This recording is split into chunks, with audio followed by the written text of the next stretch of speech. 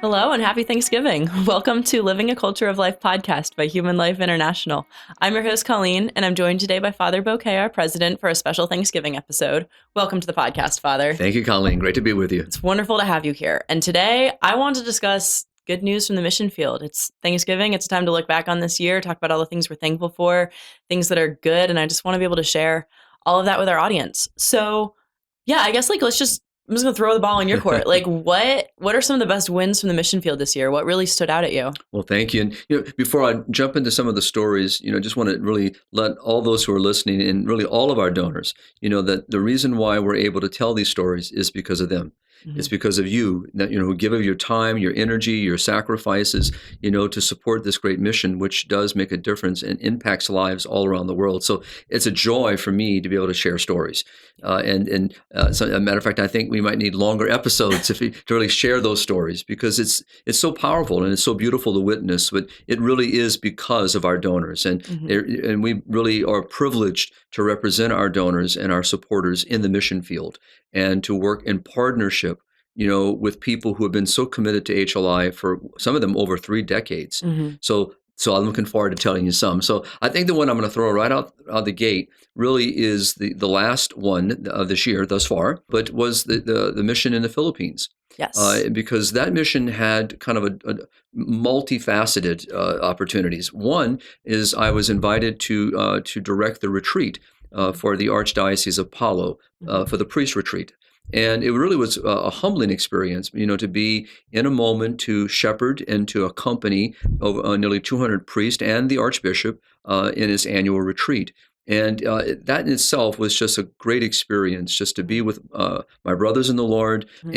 And even though it was a unique moment, meaning it wasn't in the sense of an HLI training mission, but there was a lot of conversation about life and family and the breaks and during the coffee breaks and priests asking questions, that were not necessarily connected to the retreat material that I was presenting, but indirectly connected. Yeah. And to see their joy, their happiness, their fervor, and to also be humbled by the work. And I think as a priest here in the United States, sometimes take for granted, our own apostolic ministry, our own daily ministries that we serve. And that when my last assignment was a school and a parish, among other diocesan duties. But, some of the priests there have 30 missions, 20 missions, and there's only 2 of them. So they're centered in one spot, and then they go out to all the different smaller regions to hear how they do that. I mean, it's very humbling, and the commitment of the laity. So that was a great experience to reaffirm in my own life, but also to see the role of HLI in working with priests. Yeah. How important that role is, and to know, and this is where really the story lies within the story. Several of the younger priests, 15 years and down, I have known now, and knew as seminarians, as young priests being ordained, and to hear them come up to me and say, I first met, Dr. Brian Close and tells me the year. I first met Dr. Ligayo Costa, Dr. Rene Bolicer, the previous directors. And then I met you, Father, and pull out a phone. Here's a picture of us 12 years ago when I was a seminarian. And so we took a current picture. Nice. And now we have, and I in my office, and now they're side by side. And so he still looks very young, and I look a little older, no doubt. But it was just the idea how grateful they were for HLI. And, those training programs, those seminary programs do make a powerful difference. And several of them now are teachers. Some of them are working in different specialized ministries in the diocese. The Archbishop has sent some of them on for further studies in moral theology and bioethics. All that because of HLI. So even within that story are multiple stories. Throughout the years, approximately how many priests do you think we've trained in the Philippines? Well, it's huge because Dr. Rene Bolicer is doing monthly programs, and he's our Philippine country director. Yeah. Dr. Ligayo Costa, who lives in the Philippines as well, is having also online and in-person programs in the Philippines. All working with priests, all working with seminarians and religious. So I would say it's definitely in the thousands because when you see, an example, last year, the earlier part of this year, back in the Philippines, same archdiocese, but in Ormoc City, which means the city of beautiful people. And there were over 6,000 people that participated in that one Congress alone. over it was how many priests were there as well. I don't remember the Hmm. number exactly, but so definitely in the Philippines, the impact is in the thousands on a yearly basis. It Wow. really is, Yeah. and So that adds up so over time it too. does, it does. So you think about how many years we've been in the Philippines, and we have been there over 3 decades, actively working in the Philippines. For the priests that, like, you were saying you've known since they were in seminary, do you see this, like, enthusiasm among those priests, like, a unique enthusiasm for, like, spreading the message of life and family? There is, and I mean that's going to bring me to the second story eventually. Not that's going to take me to another country, but it really is. And for example, the young priest right now that was recently the bishop's secretary, Mhm, and they're very much are more keenly aware of the threats against family and life mhm, because now they're in a position where they see what's happening in their culture, but so do the guys of years of my age mhm, and above. They remember what it was like, 30 years ago, 40 years ago, and now what they're seeing. So absolutely, I think the younger guys are much more attentive. They're much more aware of the threats. mhm. Whereas, and I had to call them older guys, but the senior guys, obviously have seen it as well, but from a very different perspective, and really are concerned. But they also take joy. And I remember sitting with some of my table that I sat out on a regular basis. 4 out of those priests that sat there were older than me in years of priesthood, Mhm, and they were so happy to see a lot of the younger guys. Some of them were their students. Many mhm. of them were professors. And so they were looking at these younger guys saying, so happy, so grateful to see their joy and their enthusiasm. So that's a great sign of hope, For for the sure. Philippines. Yeah. It almost makes me wonder. I know priests from the Philippines who are here in the United States now. It makes me wonder how many priests that are here in the US were trained by us, because I'm sure there's some both from Africa Right. and from the Well, there are Philippines. nearly 1,000 Filipino priests working in the United States. Yeah. And I would venture to state that a good percentage of them have somehow come across HLI in some way or another back in their own dioceses. Mhm. And having met several of them, Mhm. at different functions in the United States, I can say that personally that is the case. The ones That's I've awesome. met. Yeah, So that's awesome absolutely. because, like, it's having this amazing impact in the Philippines, but then also being able to bring that back here and help evangelize Right. America as well, And which and just always the gratefulness. I mean, as I Mhm, began with, is that they realize that the only way that they've been given these opportunities is because HLI has invested in in presenting those opportunities to them. mhm. And the only reason why HLI is there is because people invest in HLI. Yeah, So it's really there. You can see, where we make a difference. yeah. And so, and which now, kind of leads me, into that conversation or to that point about seminarians now, a young priest Mhm. is in Africa. So we had a wonderful program, our 30th anniversary, being in Dar es Salaam, so in Tanzania, and Emil And Hagamu, it was the sorry, 30th anniversary of HLI Tanzania, right? exactly. Not of HLI in general. Right. But in this 30th anniversary, which was a huge gathering from people all over the country, I mean, bishops, archbishops, and, a lot of our leaders from across Tanzania, and to hear how, and I'm going to start by talking about Emil. Emil, who's been with HLI now nearly 31, 32 years, Mhm, and so himself meeting Father Marks, being invited, to take a deeper dive like we'll talk about George in Francophone, French-speaking Africa, mhm, similar reality, almost the same time frame. And so, but Emil, like George and so many of our directors, when they go out, they became what Father Marx was called, the Johnny Appleseed, yeah, planting seeds. Well, Emil, everyone in this gathering, they could not help but mention it's because of Emil mhm, that they themselves began to get more involved. And they call him Papa. They refer to him as Father. And they look at this because they see him as the father of their journey and that he contributed. So to be in that moment, and Emil's first comment was to thank HLI. And he said, because the only reason why he's been able to grow into this network is because HLI and through our donors invest in him. mhm, yeah, So Emil is the first story in himself, and yeah. I often joking call him the Pope of Tanzania. Why? What was is Well, there an there's many origin to that? stories, but one of the things that one funny story is Emil. This is actually in Bogomayo, which is where we saw a lot of the slave trade Oh, come yeah. through. We had a regional meeting of all of our English speaking directors there, along with all the leaders of Tanzania. It was a very similar conference, training programs, about 4 days of it. And we decided to take, the people to see, Bogomaya, and to look at the territory there and kind of learn some history of the local people, and also the history of the slave trade. And so we have a little luncheon, and we get ready to leave, and we're walking down the street heading toward the mission, and one of the servers is running down the street after Emil, who didn't pay the bill.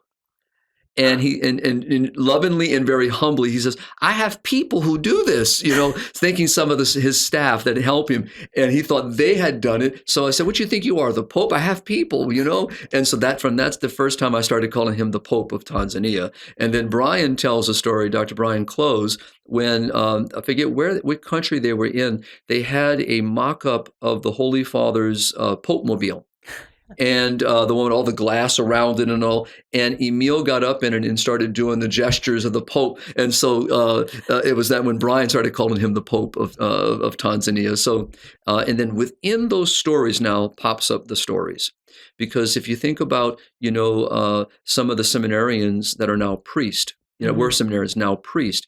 Really, I've known them since I first went to Tanzania, over a decade ago. Mm-hmm. And now to see them as young priests, and one in particular, Father Wolfgang Leonard, that just completed our global ethics training program, that our pilot program just graduated its first cohort, and we're already looking in February for our next cohort. Nice. And well, that's on our missionary wish list to have sponsor someone to go through that. Amen. And so to see him go through this, and he was so grateful and so appreciative, and to see his joy and excitement and benefiting from the certification.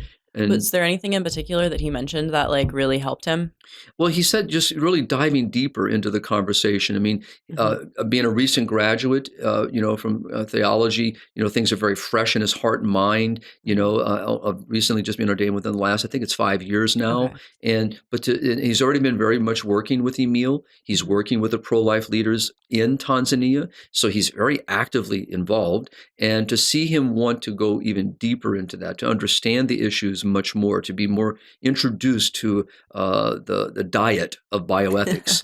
and he says, and now to know how to articulate it, how to explain it, how to deal with these dilemmas. And, as we know, Colleen, that moral dilemmas are the same everywhere around the world, just handled differently in different climate cultures and among different peoples. But the dilemmas are the same. Oh, yeah. Well, I was going to say, one thing I was surprised about this year that I didn't realize was a problem in Africa was IVF. I think of IVF as a first world problem, and it popped up in multiple mission stories that we received from Africa this year of IVF and surrogacy. Because there was one of, I think it was a girl, her name was, let me look, I wrote it down because I thought it was a really cool story that I wanted to share as part of the Thanksgiving podcast. Her name was Chinasa. And so her sister and brother-in-law had been struggling with infertility for 19 years. I remember the story. They had asked Chinasa to be their surrogate. And so they'd be able to have a child that way. And so she was didn't super want to, but was I want to help my sister out. Obviously, it's probably very hard to watch your sister struggle with that for 19 years.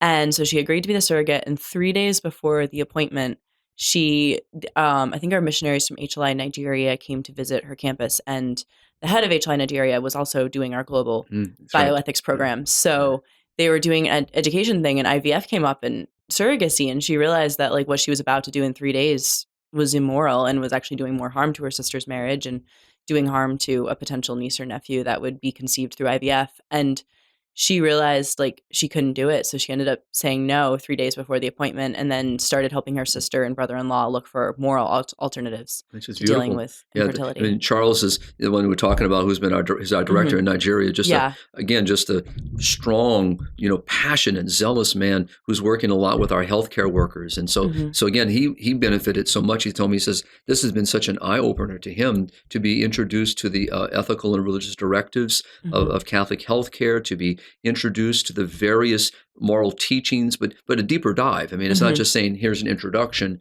but to talk about them, explain them. And if you're teaching medical students, you have to be able to do a deep dive, because you can't just say, you can't do evil to achieve good and not be able to explain what that means, what things are illicit, what aren't. You can give the vague principles, but you need to be able to answer deeper questions. Exactly. So. And there's a situation where anyone else that's out there working in this great cause, more resources are needed. So, Hmm. and Charles is one of them that always says, if we had double what we receive now, we could do so much more. So, as we know, as grateful as we are, we know that this work has to grow and it needs to Yeah. grow because the threats continue to grow, and which brings you back to like to Father Father Wolfgang Wolfgang. and Yeah. many others, that you meet and you see this great desire, because what they're seeing, Colleen, that's the privilege that I get a chance to see that with my own eyes, is what people are going through, the difficulties they're going through, the struggles they're going through, the various dilemmas that they're facing out in the field.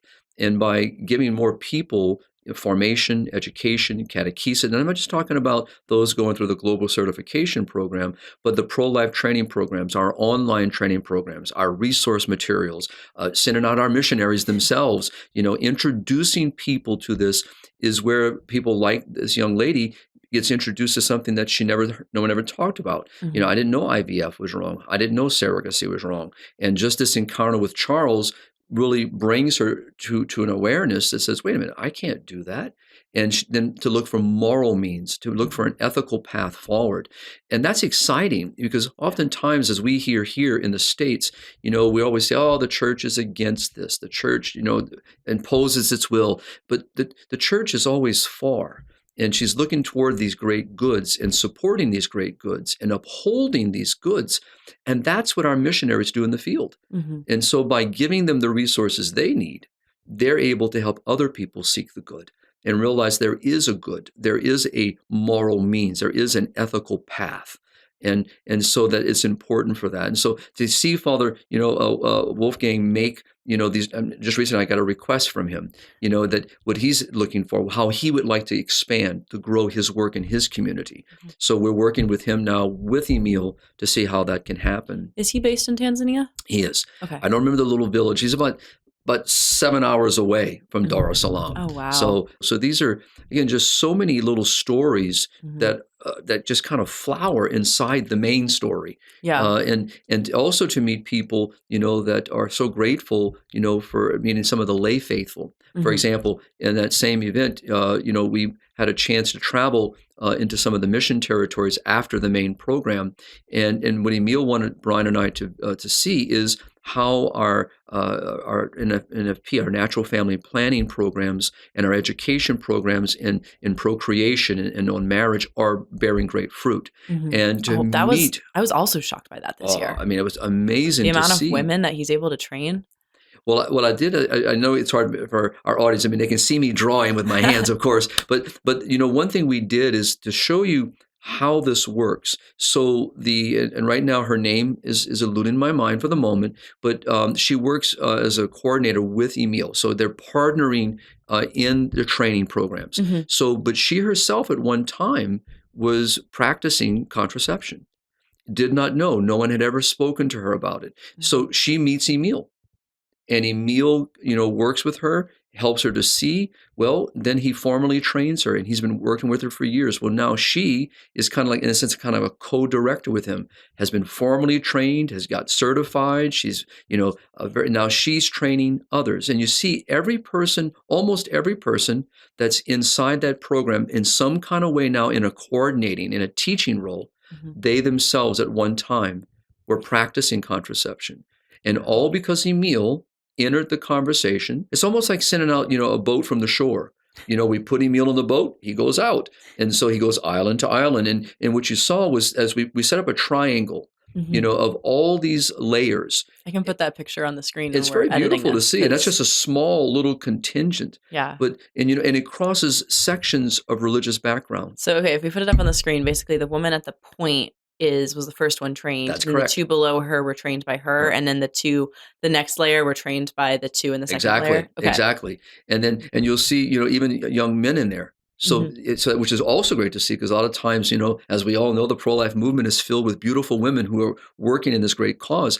But to see men get involved in this is so important as well. Mhm. And that's a great thing to see. Well, and that was to bring up to another story of I had a list of a few different stories that struck me writing the more personal side. So like you see the grand vision, everything that's going on, the hundreds of people attending a training, and then I look at all the reports and try to find the personal stories. And so there was a few personal stories that I wanted to bring up. And one was about a woman from Tanzania named Elizabeth. And we didn't have enough of her story to write an entire mission article about her.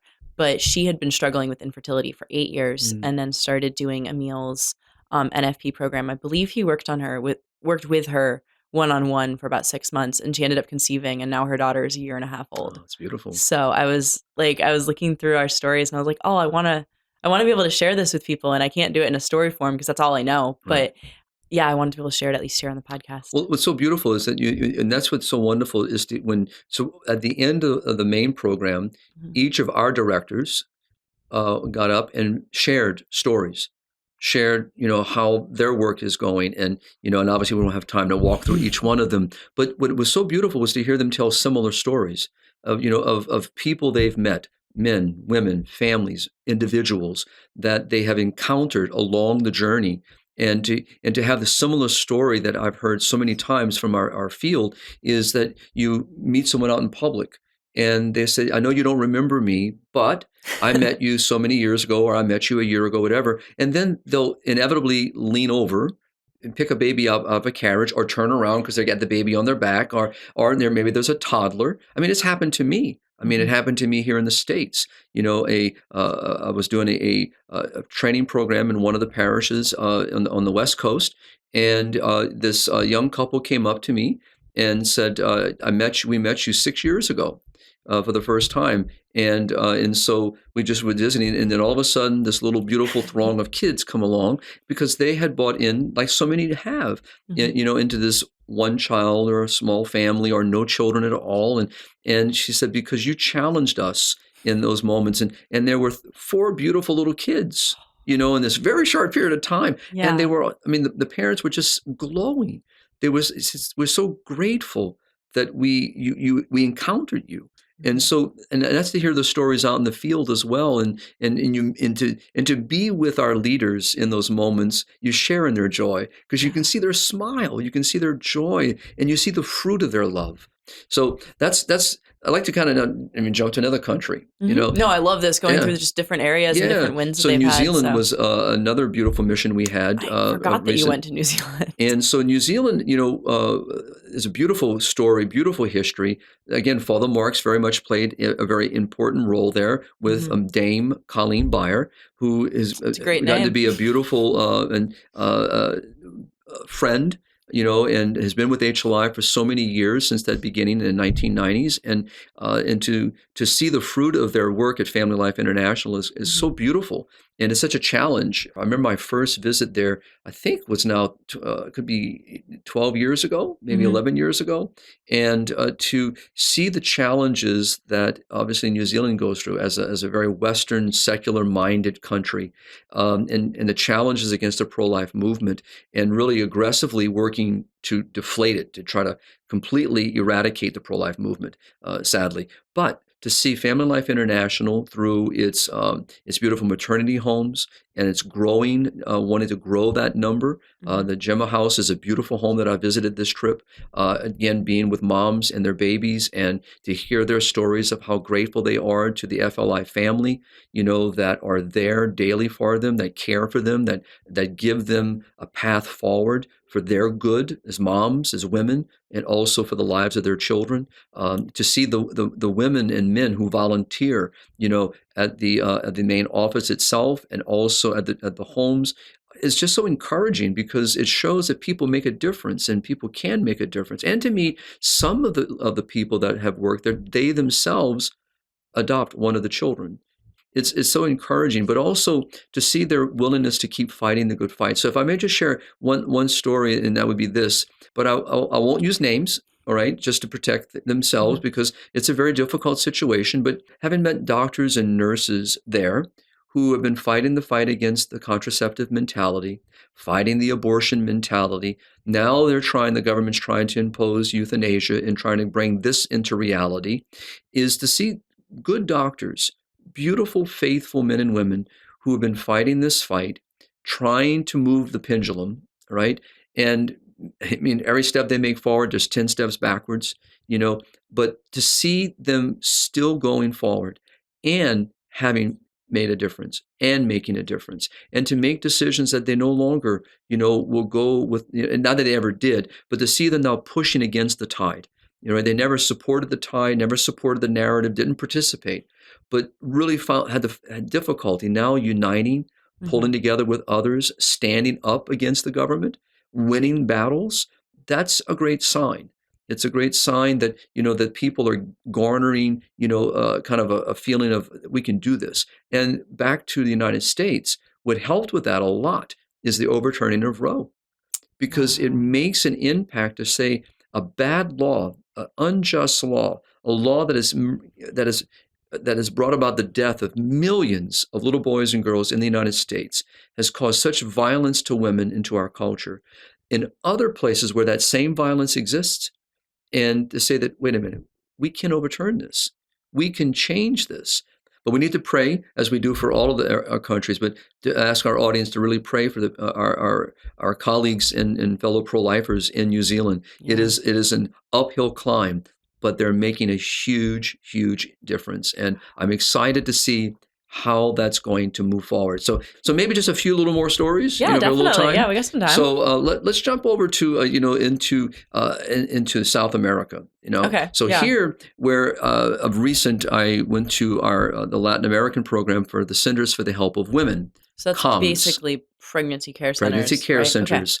But there, Mario Rojas, who is our region director for all of Latin America, Hmm. has been really working with his team in our pro-life training program. And the reason why I bring both of them up is that Jorge and Magdalena Serrano, who actually began the first Center for the Help of Women in Mexico City, now it's I forget what the number is. I think it's around 300. I mean, it's just grown so much. But Mario and our team has had a tremendous impact on many of those serving in those centers, because he's trained the trainers, he's trained Mm. the leaders. And in this event that we're celebrating their anniversary, one of their major anniversaries of all the centers was to celebrate, not only the work of the centers, but the people who have made the centers possible. And that would also be HLI, and through Mario and through his team, that, we graduated, I forget how many people in the middle of the program from our online training programs.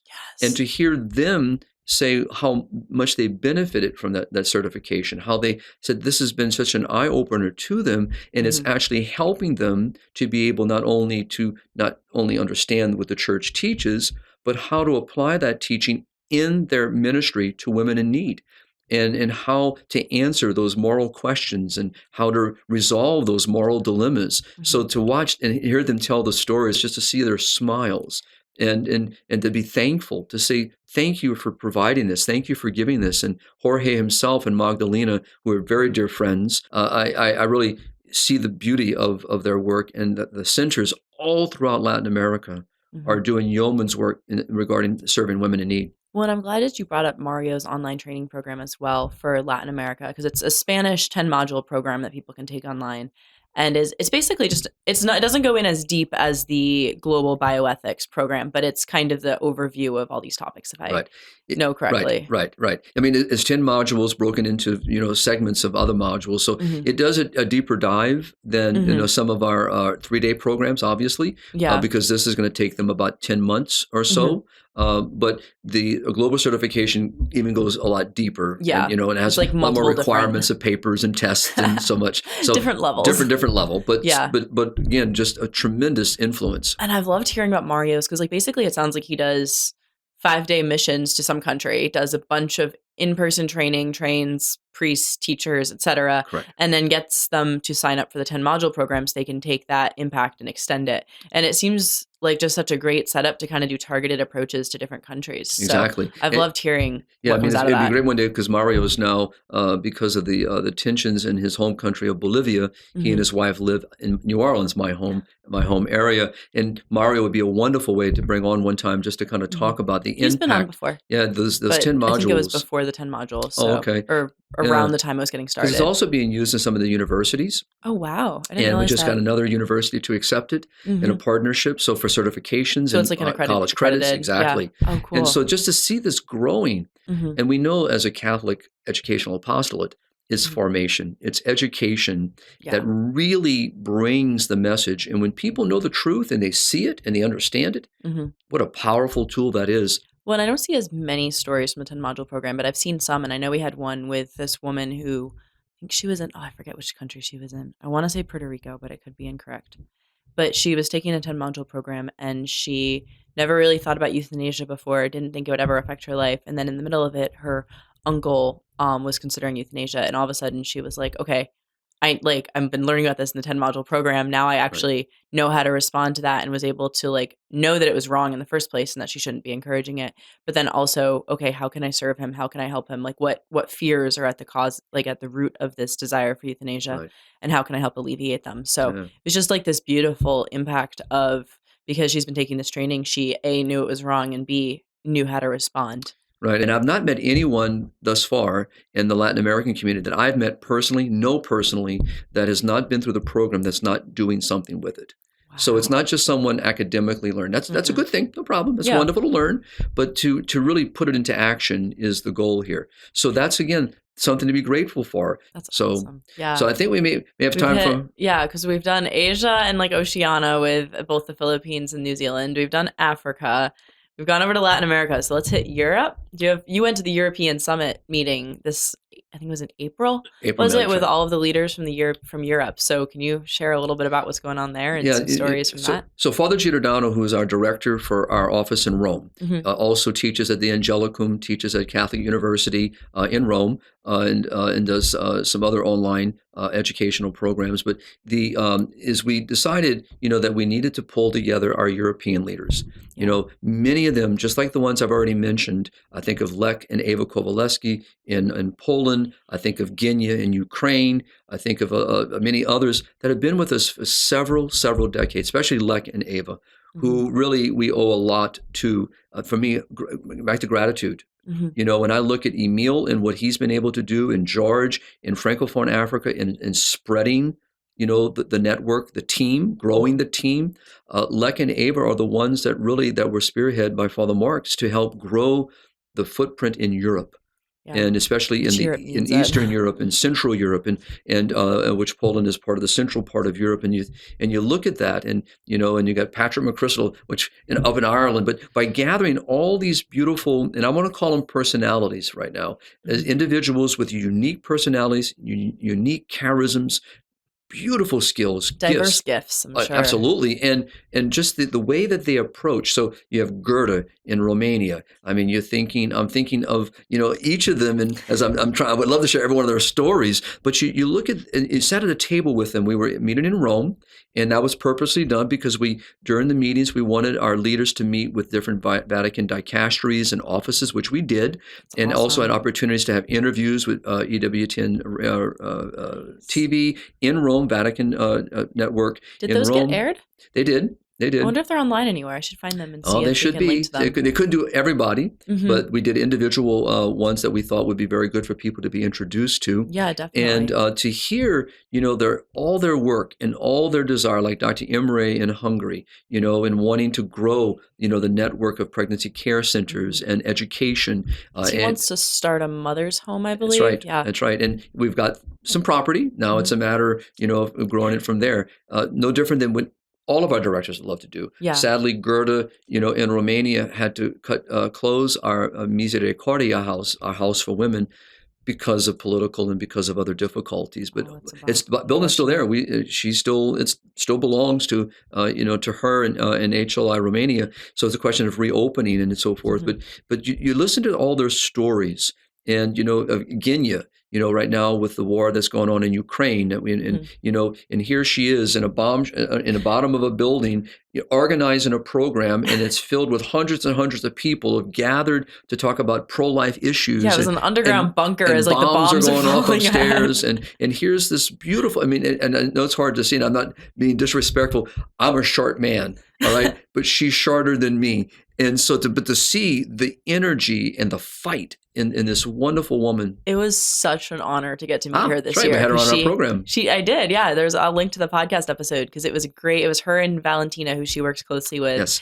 and they shared the story of how she shut down the illegal chemical abortions happening in Poland. She and I think Yes, Lekaneva worked together to do it, and it was just really exciting to me. I've met our regional directors when they came for the regional director meeting a few years ago, but it was really cool to meet her. She wasn't able to speak that much English, so right, Valentina did a lot of translation, and we were able to have a great conversation. And right. yeah, it was just like really cool to hear her stories, especially in Ukraine right now, which is just torn apart by the war. But even before the difficulties they're currently facing, Genya's been in that conversation, and also because of Lekaneva. And Hmm. the same thing again is again like Lekaneva, just again touching different people in different regions of the world, Hmm. in Europe particularly, and now through Our Lady of Czestochowa, this beautiful icon that's traveling around Mm, the world that yeah. Ava herself. Beautiful painted, and in just this, and now is making its way around the world, and it's actually be in Rome, next year for the She Jubilee. painted it? Yep, she's the one. Wait, what? Beautiful I icon. haven't heard this Ah, story. well, it's something we got to let our donors and let our listeners know about. So our beautiful and Father Peter West, who was with us for several years, Hmm. took Our Lady all around the United States. And actually, there are stories of pregnancy care. And I just met one just recently when I was on a visit in the States that was shut down the day Our Lady was there. Whoa. And So it's so, not the Our Lady of Czestochowa. It's a painting that Genya did of the apparition. Ava. Ava. Ava, Sorry, right? Ava. Ava. So as you know, the language between icons and is very very beautiful. And so Hmm. this is Our Lady. So I mean, Our Lady, is blessed in the chapel. If I remember all the story in a sense, blessed in the chapel of Our Lady of Hmm. Czestochowa, blessed by the local archbishop. Touched. To the original icon.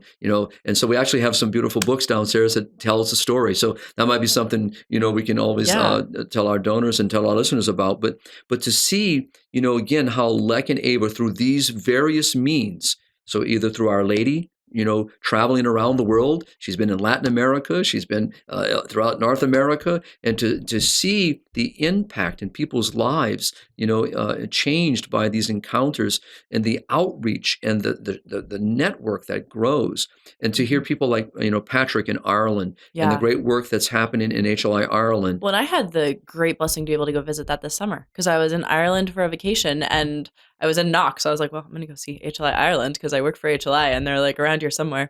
It was great to just like stop in and say hello. And I Hmm. saw the building that they want to open up to be an event center. And it's interesting because when I was there, they were saying they were having Wi-Fi problems that have been Right. going on for about 6 weeks. And they're like, yeah, so the house on this side doesn't have the problem, and the house on the other side doesn't have a problem, and the Wi-Fi guy doesn't know what it is. So, you're like, obviously, we're doing something right because the devil doesn't want our Wi-Fi to work. That's right. And Patrick, I mean, obviously, can tell you story after story. I mean, all Mhm. the great work that's happening Well, there. and the videos that are going around of the men's rosary in Ireland are absolutely beautiful. That's right. They're all over like social media, from what I That's can right. tell. We've shared the story with our donors Right. before. And At we're hoping to begin something here as Yes, well. So yeah, it that's follow their example. yeah. And but it's such an exciting. So it took 3 days basically to hear all of their reports, all of their stories, and it's humbling.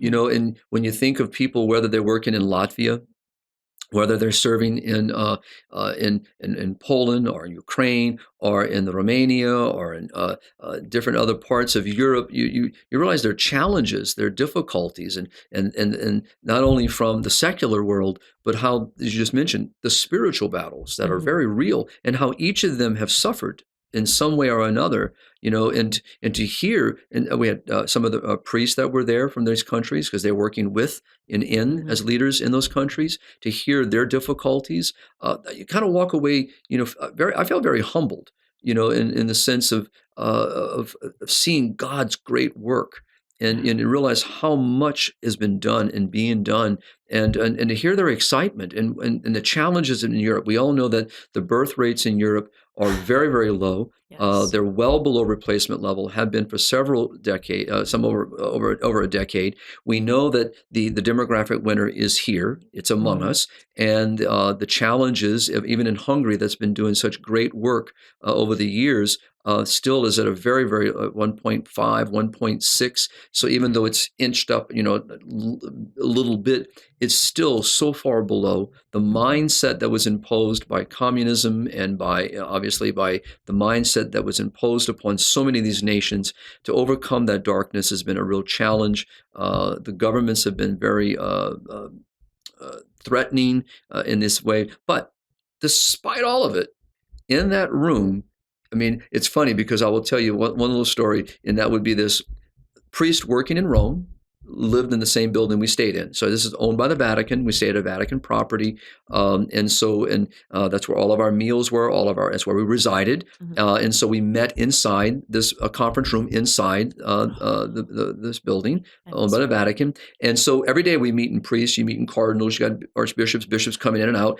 And and one of the bishops said to me, he says, "I could tell something important was going on at the end of that hallway. You can feel the energy, and he said you can hear the noise." So, because his room was on the other end, but the idea is that the room was filled with an energy and a deep spirituality. We prayed mass every day in the chapel inside this property, and we prayed every day together. It was really a bonding of good friends that many of them have been with each other for so many years to reconnect.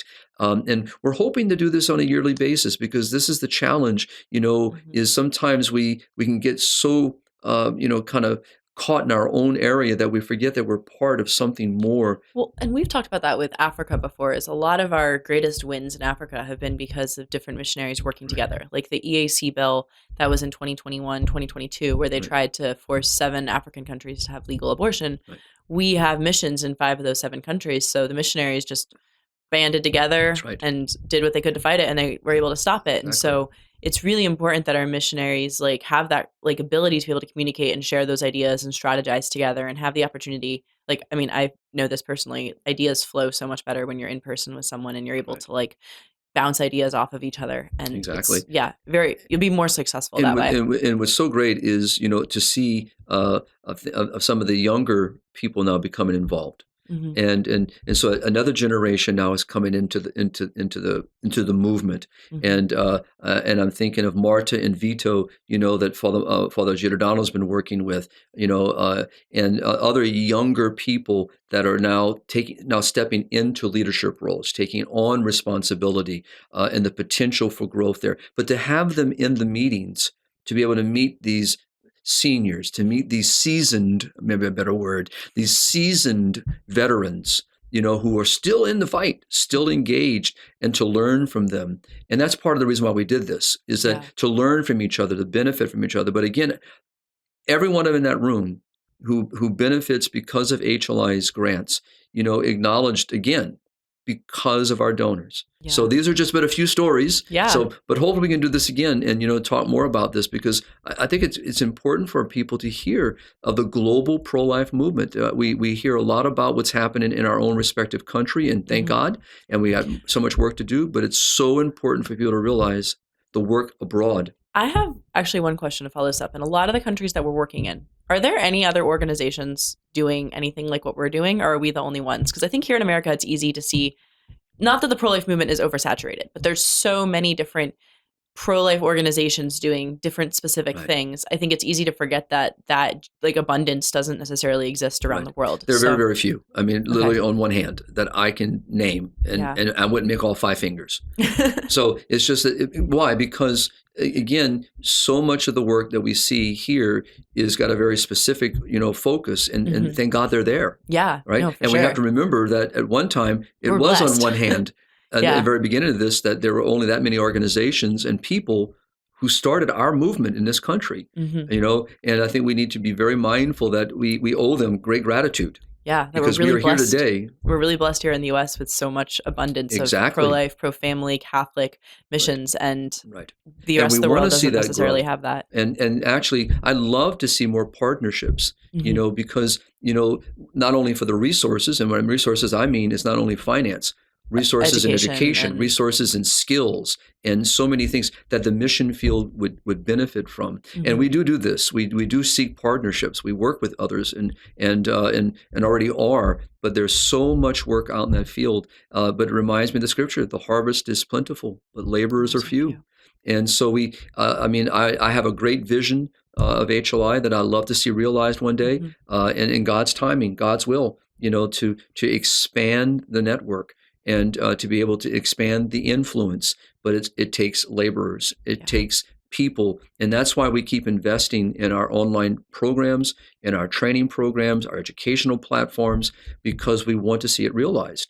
And the more people that get engaged in this, the more that we have formation, we have evangelization, we have great catechesis, and as a result, people come into the light, and it Mhm. changes hearts and minds.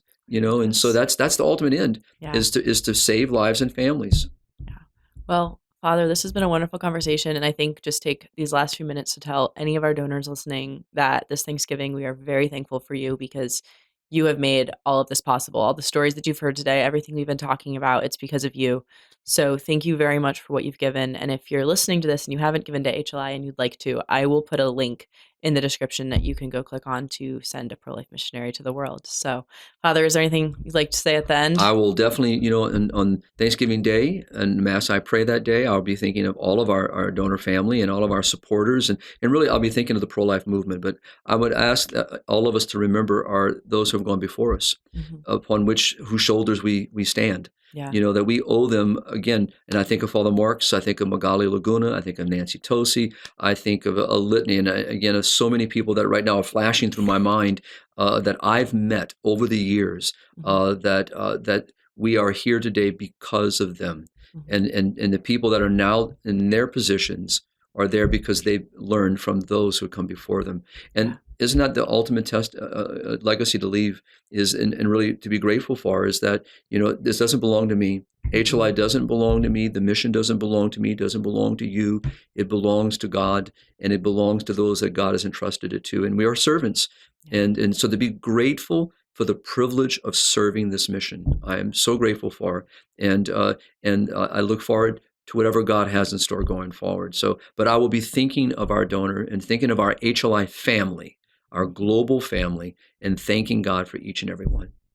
Well, thank you, Father. Thank you for leading this mission. Thank you for everything that you do. Thank you, Colleen. And to all of our listeners, please like and subscribe. Check out the new ebooks that we have coming out. Leave any comments you have in the comments. Leave any questions you have in the comments, especially if there's any regional, like different people that we work with that you'd like to hear from that we've mentioned today that you're just interested in their stories. Please let us know who they are because we'd like to be able to help you really be able to experience the mission field. So, and keep on living the culture of life. God bless.